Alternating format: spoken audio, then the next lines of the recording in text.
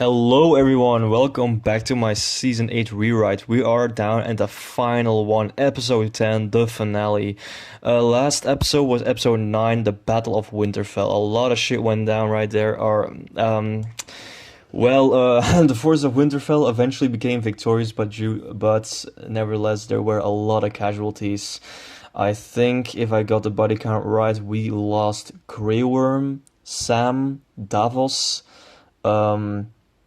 Tormund, Beric, Gilly, Bran, Arya as well. The Hound, we also lost the Hound. That was pretty much it, I think. If I'm wrong, please let me know because I haven't got a list here somewhere. That being said, Jon is the only one of his family left right now. Daenerys survived, but both of her legs are broken. That being said, Brienne survived due to an injury to her stomach. That being said, Jaime, Bronn, Gendry, Podrick, Tyrion, Varys, Missandei, and Little Sam, they all survived, alongside with a lot of other soldiers and a lot of other civilians from Winterfell, of course. It's not that like our main characters are the only survivors. That being said, a lot of people died.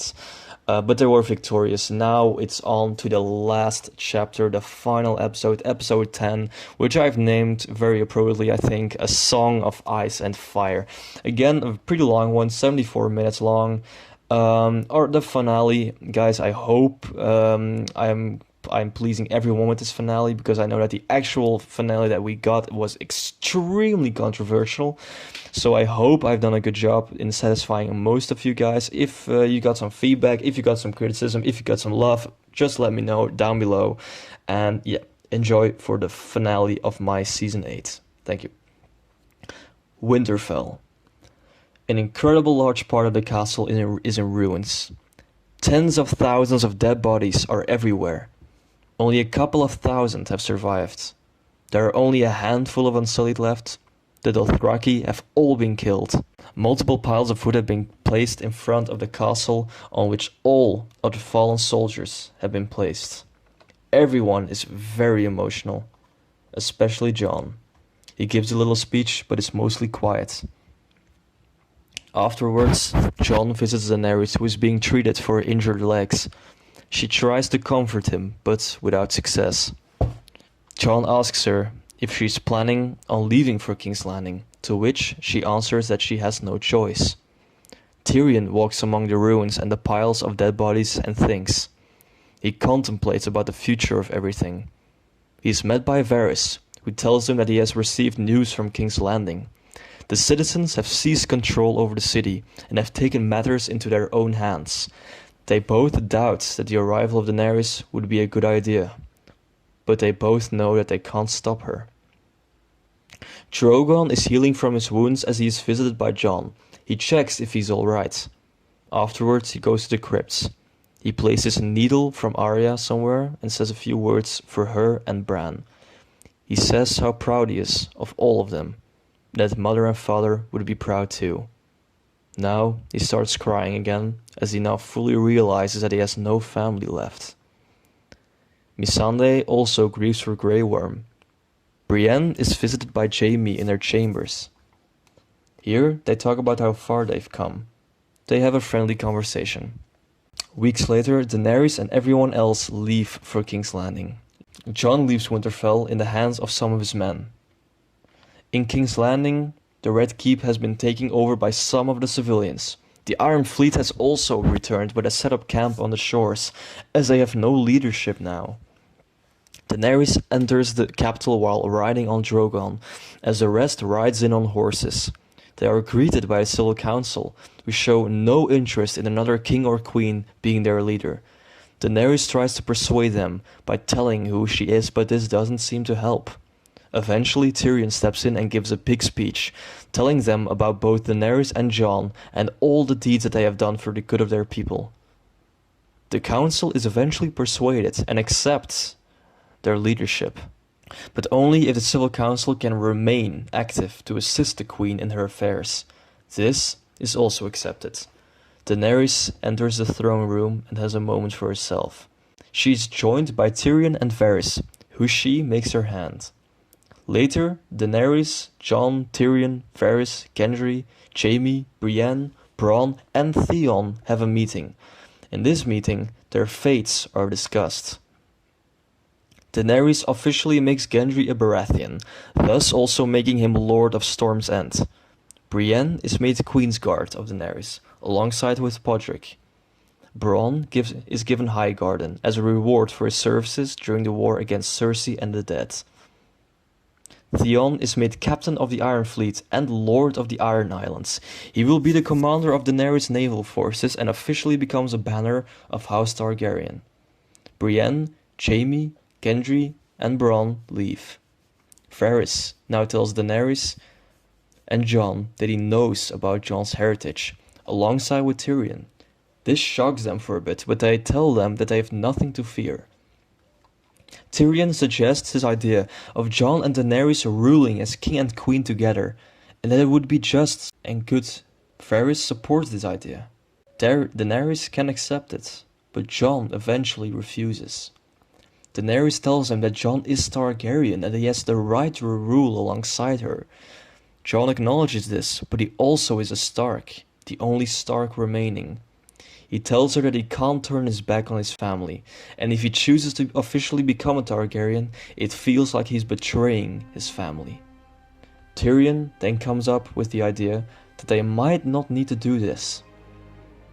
Since this is the dawn of a new era of Westeros, it might also be the time for the dawn of a new house. A house of ice and fire. A house that combines both Stark and Targaryen.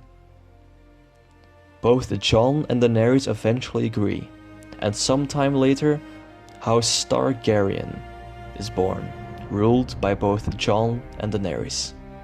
Later, Daenerys is visited by Jaime.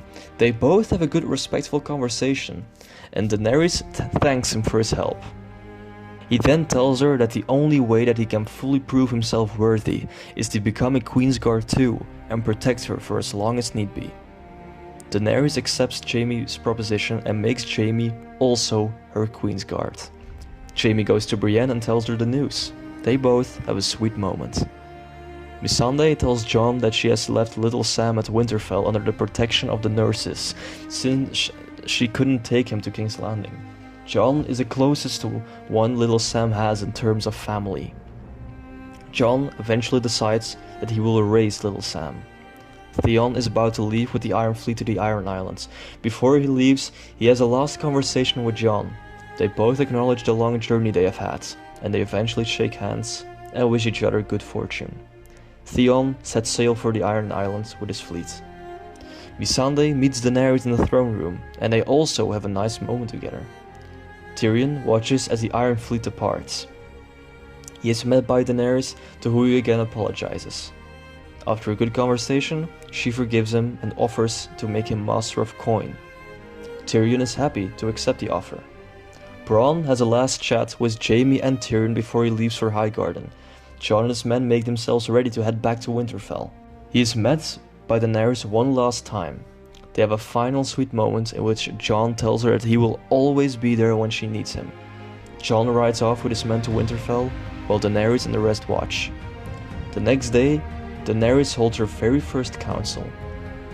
This includes her as the queen, the 5 members of the Civil Council, Varys as Hand of the Queen, Tyrion Master of Coin, Brienne as Lord Commander of the Queensguard, and Jaime as the newly appointed Master of War.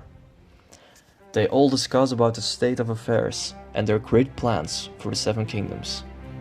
We now get a montage, where we see the coronation of Daenerys becoming Queen of the 7 kingdoms. Jon arrives back at Winterfell, takes little Sam under his hood and is called Warden of the North. And Theon arrives at the Iron Islands, where he also gets crowned to Lord of the Iron Islands. Jon orders the Maester of Winterfell to finish the research on the Army of the Dead and the White Walkers that Sam had started. He says that they will know the true origins of them, so that they can prepare for whenever the next winter may come. Daenerys presents herself on Drogon to the people of King's Landing after the coronation, as everyone cheers and applauds for her. And on that note, the season is over and the story has come to a close. Alright guys, that was my finale. That was A Song of Ice and Fire. I hope it's a satisfying one. I've ditched all of the shocking twists or reveals that could have happened during this finale. This finale, I wanted to purely be, revelations, again, settling differences, and everything coming to a close. It ends on a very depressing note. Of course, Jon is truly suffering now, but they all, again, eventually, they all depart for King's Landing.